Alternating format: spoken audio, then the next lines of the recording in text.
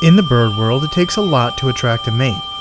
Some go for colorful costumes, others choreograph a complex dance, and a select few even dabble in architecture. But why do any of that when you can go for sheer volume? There's one little aviator that produces its own air raid siren to get attention from the ladies. When she stops for a closer look, she's blasted with a wave of sound the likes of which are rare in nature. But sometimes the squeaky wheel gets the grease in life, death, and taxonomy.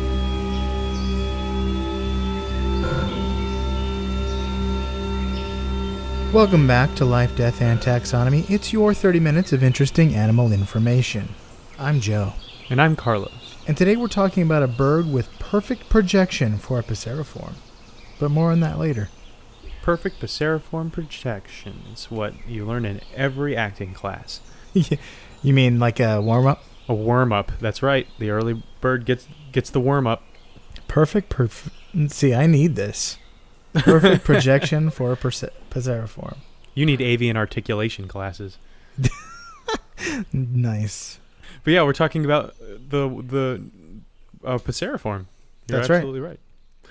The white bellbird, that's it. It's a bird that's shaped exactly like the Liberty Bell.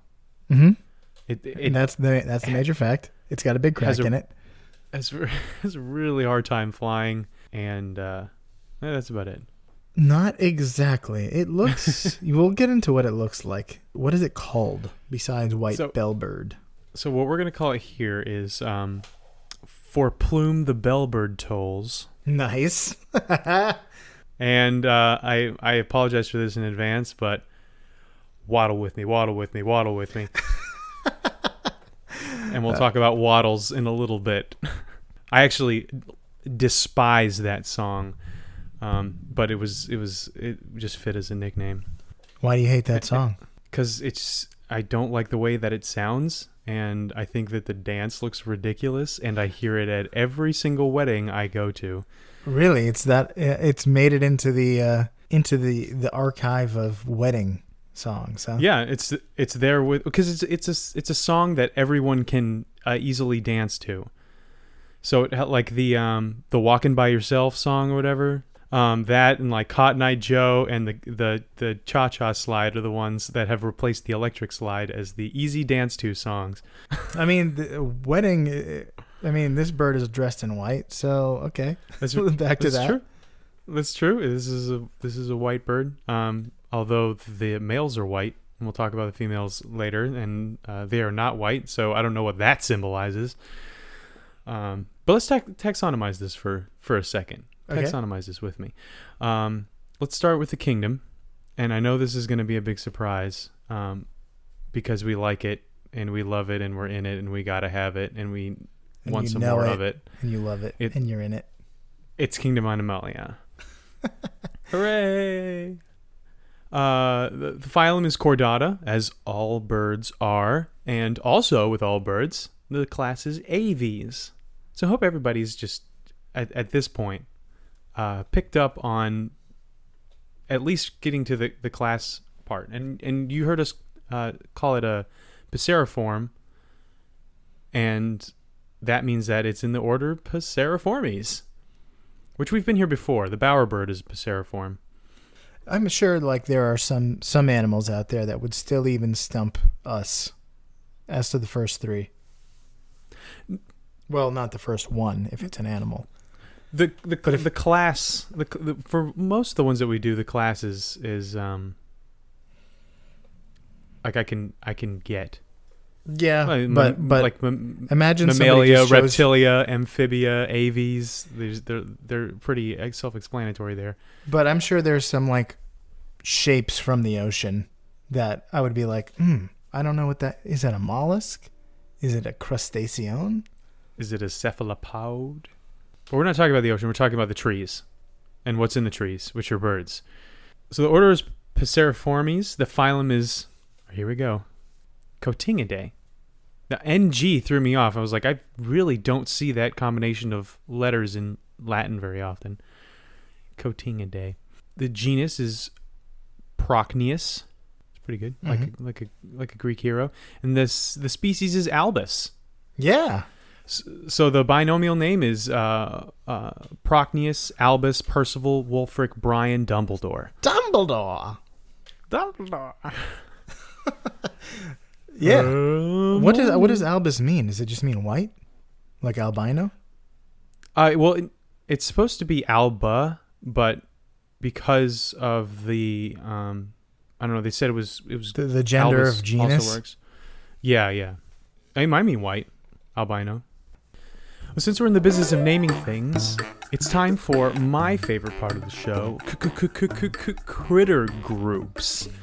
The part of the show where I ask you, Joe, a question, and that question is the same every time, and that is, what is the name of the collective noun for this animal, or what's the name of a group of this animal, or what is the term of venery for this animal?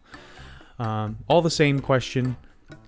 And since the white bellbird is relatively understudied, and it's an understudy, and people have not done a lot of research on it, and definitely have not gone to the trouble of giving it a specific collective noun. The answer is already flock, but it's in the order Passeriformes. So another animal that's in the order Passeriformes is finches, which have a particular collective noun. So let's find out what the term of venery is for finches.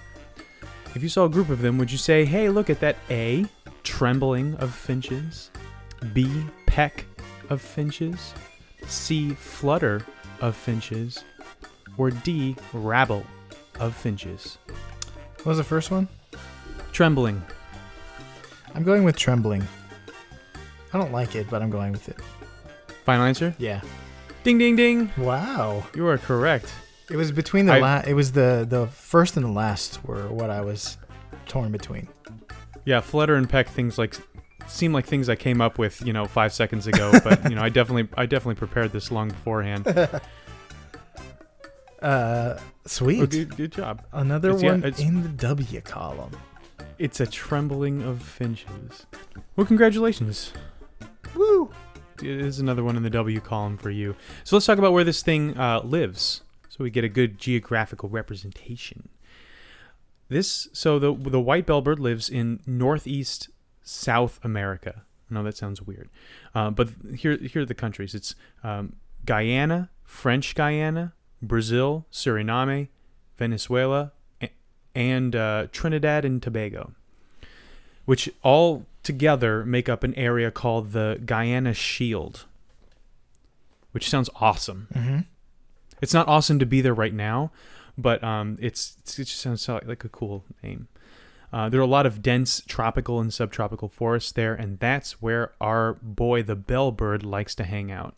So now you're imagining this dense rainforest, perhaps in the jungles of Brazil, and you're like, okay, so what bird do I place there on that little branch? Well, it really kind of looks like your average passerine bird. It like a crow or a raven or a bowerbird, but it has white feathers instead of black ones. At least the males do. It has, that kind of oblong potato-shaped body with a proportional head kind of resting on top and beady black eyes. It has a sharp, medium-sized beak, so it's not like as short as a finch's, but also not like a stork bill. So it's it's medium-sized, and females are not white. They are like a drab green yellowish. So it must be pretty weird to look at a drab green and yellow bird crow thing and just be like, hey, look, a white bellbird. It must have taken forever for them to even realize they were in the same species. But the key distinguishing feature of the white bellbird is an Anakin Skywalker-style rat tail that hangs from the beaks of males. That's called a wattle. It's called a wattle, and I think that was the name of Anakin's slave master. Hey, Annie, you want to race? Waddle.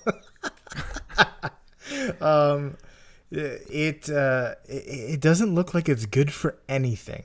It looks like it's very annoying to have. It looks annoying. It looks like a liability all the time. Let me describe it. So it looks like one half of a long nappy mustache, like a big dreadlock mustache that he's been growing, and it's like it's held together by dirt and sweat and oil. It's not hair though, right? It's like that nasty skin around a bird's beak that like Muscovy ducks have bubbling up around their face. Yeah, I looked at what a wattle was. I looked it up, and Wikipedia said a wattle is a fleshy caruncle hanging from it. I was like, wait, hold on. What's a caruncle? Please define the words in your definition. I looked that up, and it said a caruncle is defined as a small fleshy excrescence that is, and I was like, hang on, again. What is an excrescence?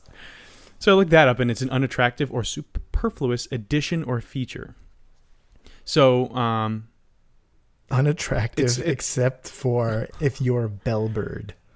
Yeah, exactly. Wattles are used for attracting mates, so I don't think the definition is accurate because it's neither unattractive to other bellbirds or superfluous.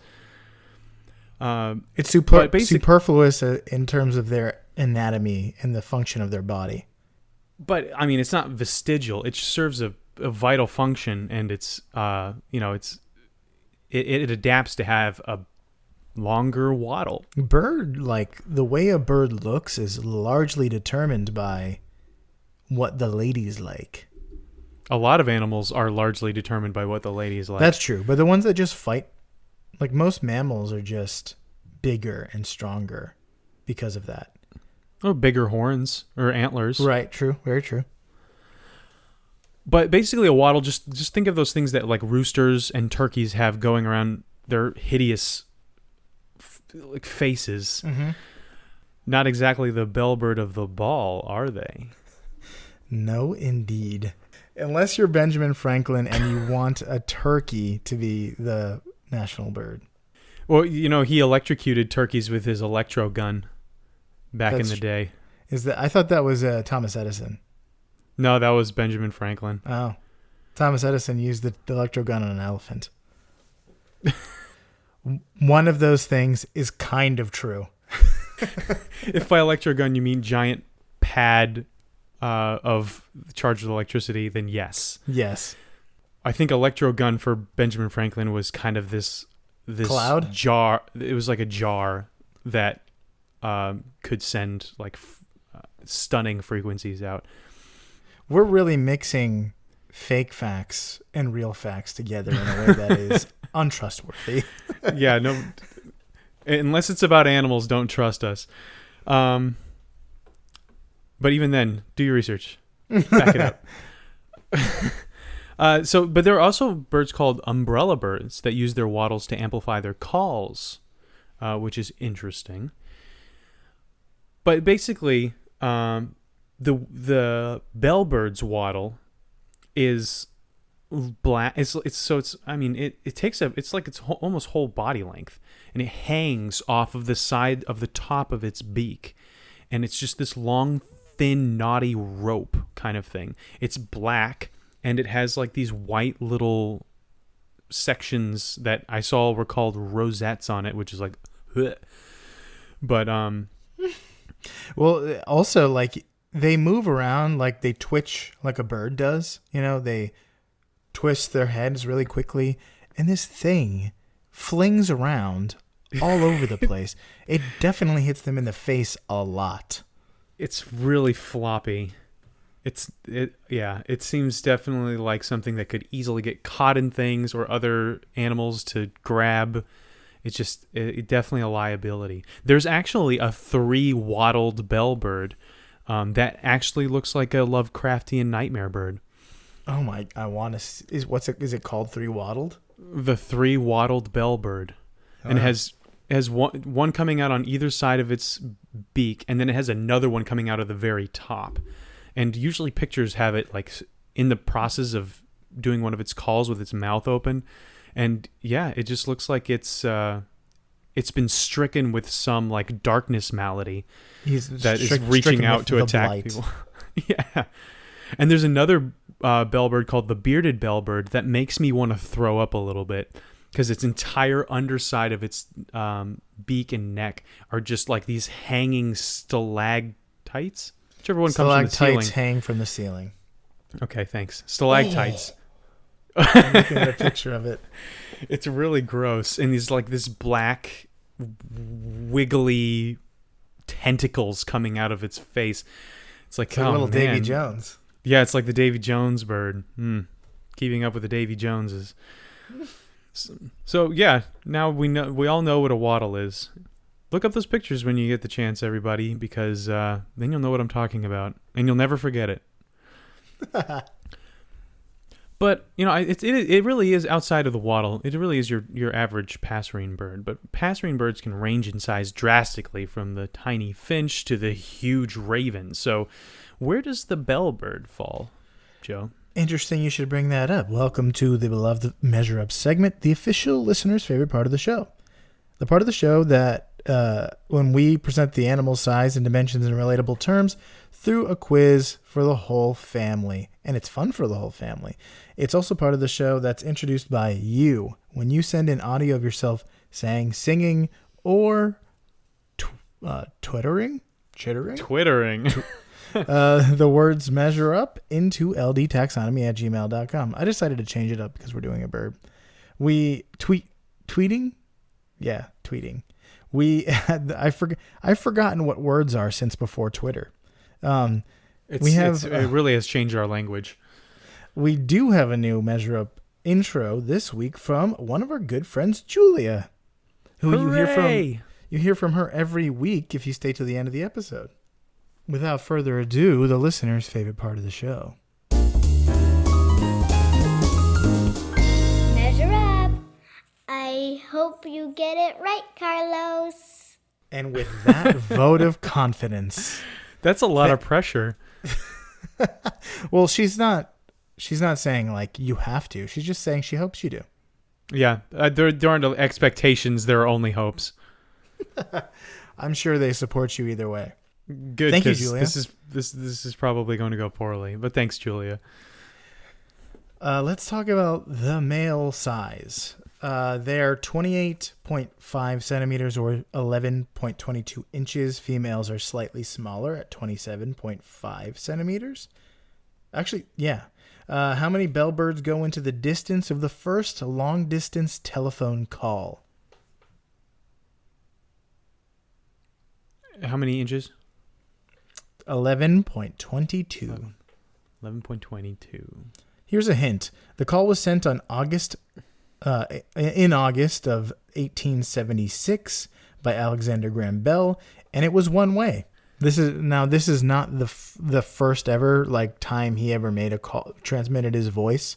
The one where he famously said, Mr. Watson, who was his assistant, Mr. Watson, come in here. I want to see you, or something like that. That was the first time voice was transmitted like that.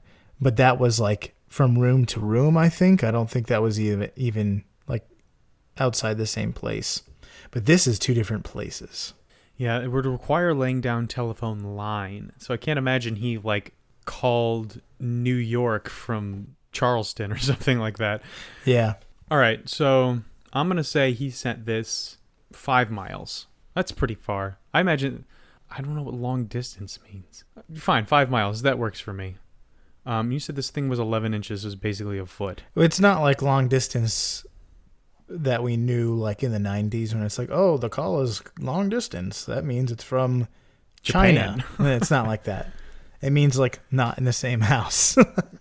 Yeah. So that's why long distance could be, literally the house across the street, or it could be the town over. So I think 5 miles is a good middle ground. I think 1 mile might be the answer, but I don't know. We're going to go 5, just in case it's kind of a longer distance. This still 5 miles of cable. They would have to really commit to that before this invention takes off. It's got to be, I'm going to say 1 mile, which means I think that 5,000, I'm going to say 300 of these bird lengths go into the distance of the call. Okie doke. How many birds? Say that again. 5,300 That's because fair. it's 11 inches and there's 5,100 something feet in a mile. So I just put some extra cheddar on because it's shorter than a foot. All right. So the correct answer is 33,882 birds because the call was placed between Brantford and Paris, Ontario, Canada. So 2 different towns, and it was 6 miles. Oh, I should have gone with 5. See, when you said 5 and then you said it was only 5,000, I was like, wait, what? How could that be? No. I was like, you're so close to your guess. My thinking was is like, he's an inventor, and so he has to first prove the use of his new machine. And so, rather than somehow secure the funding for 6 miles of telephone wire, the very first long distance call outside of like the building he was in would probably not be that far away. But clearly, I was wrong. He had some momentum in his career, I think, at this point.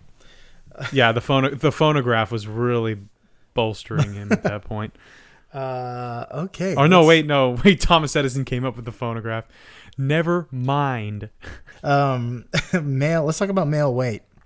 They're 210 to 215 grams. Let's call it 215, or 0.4 pounds. How many bellbirds go into the weight of the Great Bell of Damizetti, which is possibly the largest bell ever cast? That's right, Damizetti, not Dom Mazzetti, the energy beer drinking YouTuber. The YouTuber from 2010. I think he's still making stuff, but is he really? This is one word, and it's DHAMMAZEDI. Tom Mazzetti, yeah. Interesting. I wonder if he fashioned his name after that. Would you like to know a hint? Because here it's coming. Yeah. The bell was cast on the 5th of February, 1484, by the order of King Damizetti of Hanthawadi Pegu, which is in modern-day Myanmar. The bell was stolen by Portuguese mercenary warlord Philip de Brito e Nicote in 1608. He tried to transport it across the river and to be made into cannons, but he put it on a raft and towed it with his flagship galleon. At the intersection of the Bago and Yangon rivers, the raft broke and the bell sank into the water. Oh, and it also dragged the ship down with it. A galleon? Yes. The bell has not been found to this day. Now I want to dedicate my life to the finding of this sunken treasure. Now, you can see why it took me so long to do this measure up, because I was deep diving into the story behind this bell. That is a fascinating mystery, and now I want to travel there with some scuba gear. Well, the reason, like the famous professional scuba diver James Blunt, not to be confused with the musician. I thought you were going to say Jacques Cousteau, and I was just nope. like, "I'm beautiful." He dove down and he couldn't find it. The issue is first of all, it's a huge like intersection of 2 major rivers, and it's like very trafficked. It's highly trafficked. It's got muddy, murky bottoms, and there's multiple shipwrecks in the same area. So there's a lot of stuff down there. It's not like the ocean where occasionally you'll have clear days where you can shine your light and look at stuff. So you need a metal detector and just keep pulling stuff up. They use sonar and this and that, and they because it's hard to detect with sonar because it's like, oh, there's loads of stuff down there. So when was it stolen by the Portuguese? 1608.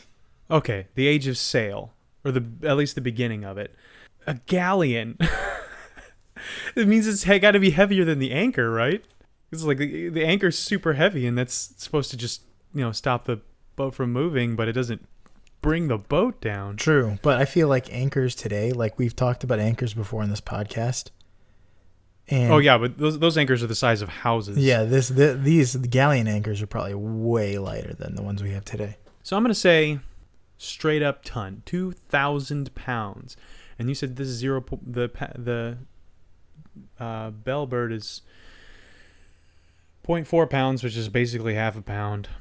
It's a little lighter than that. So we're going to say 4,000 with an extra slice of cheddar on top of that because it's 0.4 and not 0.5. So I'm going to say 4,200 birds go into this bell. Before I give my answer, here's another fact about this bell.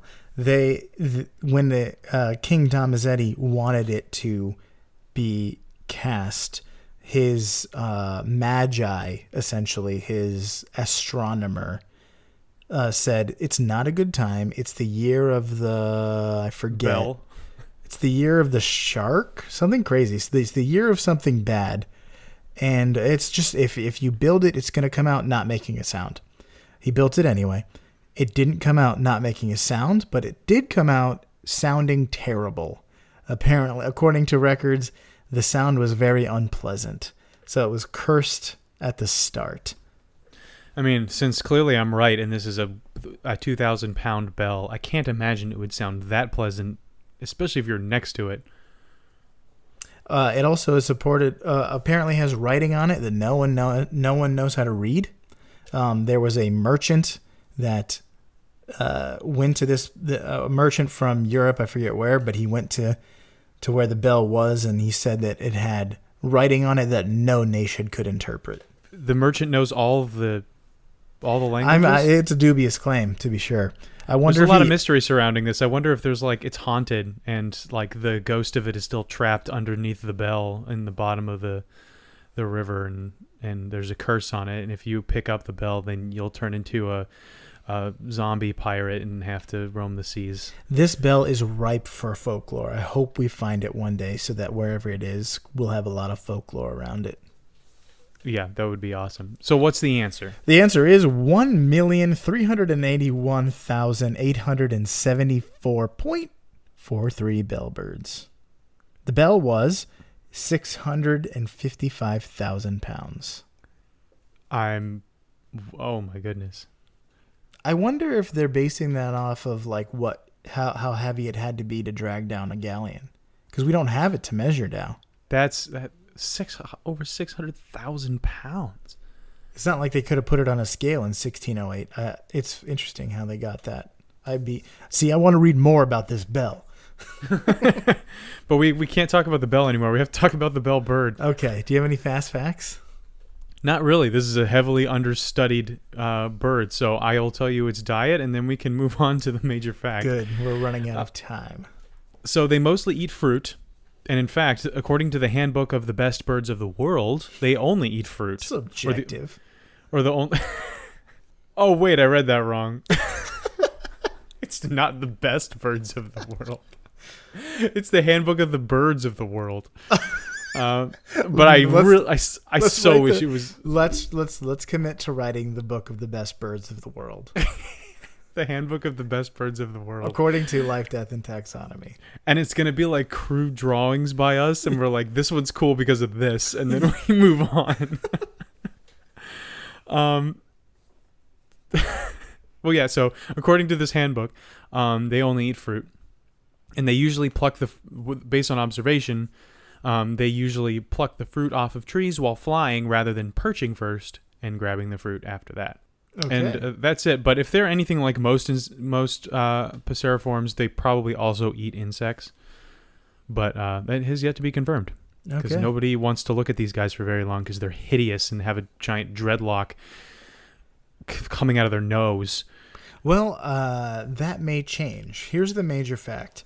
The white bellbird may be understudied so far, but it has recently made a name for itself. It just entered the record books as the loudest recorded animal. Okay, it's Joe in the editing studio. I said the white bellbird is the loudest animal, but it's actually just the loudest bird. The loudest animal is a sperm whale, I think. But if I say it again, just know it's not the loudest animal, it's the loudest bird. The record was previously held by another member of their own family, the screaming piha. Which is a huge bummer because the piha has really built a brand around its loudness. even I forget the binomial name, but if you look it up, it has something like loud in the name or voice in the name. Like vocal something is the species name. Or Vox Maximus or something like that? No, not that quite on the nose. But the piha is still louder it has the loudest bird song, but the bellbird has a louder call. The bellbird was able to reach an amplitude of 125 decibels, which is louder than marching bands, rock concerts, and ambulance sirens. It's nearly as loud as a jackhammer and roughly the same as a mnemonic drill. What's the pain threshold? We just talked about this. So at that volume, without earplugs, you reach the daily recommended sound exposure limit between 1 and 7 seconds before damaging your hearing. You said daily? Yeah. So every day you can get a certain amount of decibels, and if that thing squawks in your ear. Yeah, the recommended limit is for like construction workers and stuff that are like jackhammering, and it's like the union only wants you to jackhammer for a certain amount of time before your hearing explodes.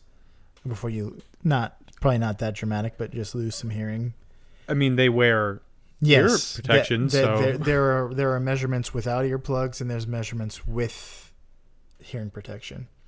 But luckily, the bellbird only sustains that level for about a second. Its call is about a second long when it gets really loud.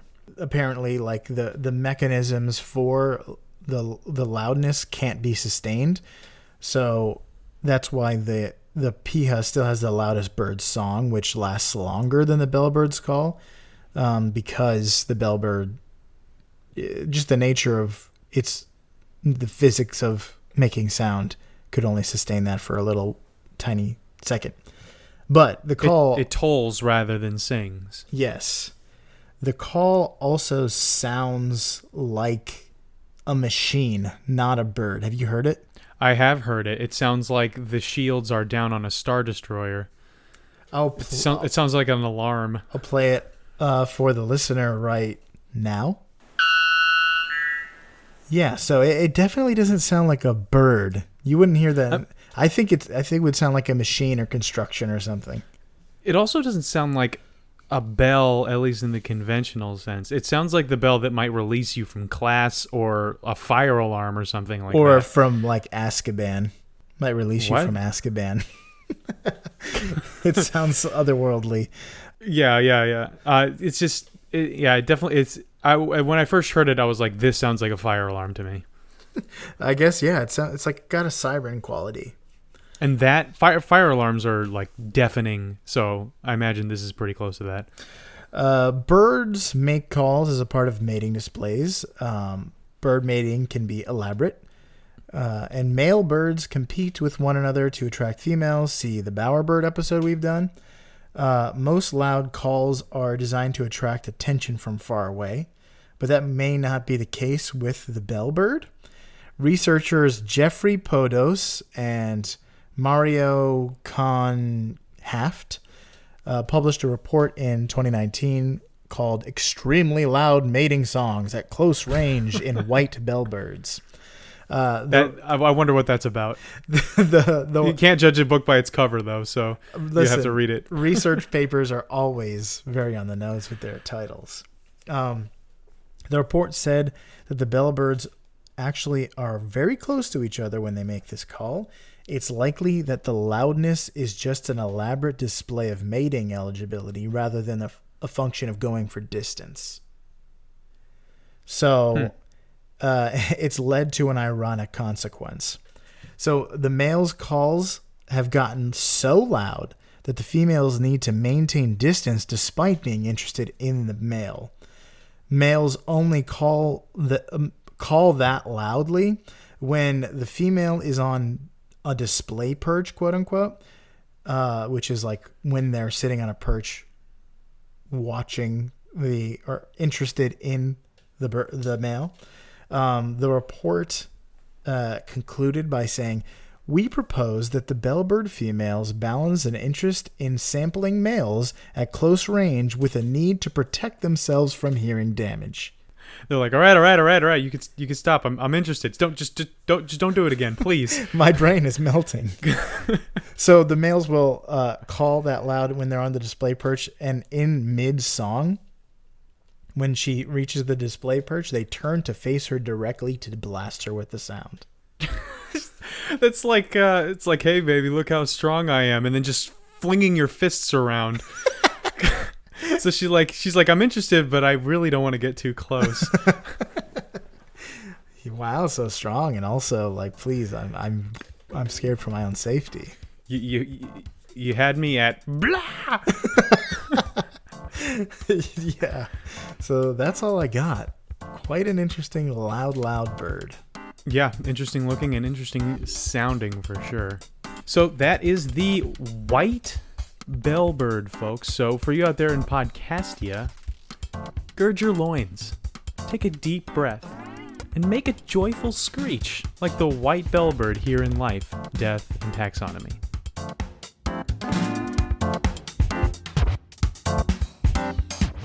Hey, psst. LDT listeners, did you know we have t-shirts available for purchase? We have shirts, hoodies, and kids' tees.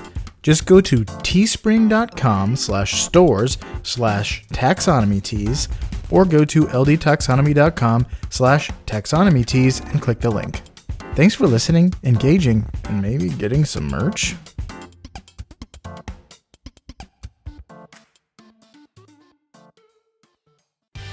Life, Death, and Taxonomy is my favorite in the world podcast.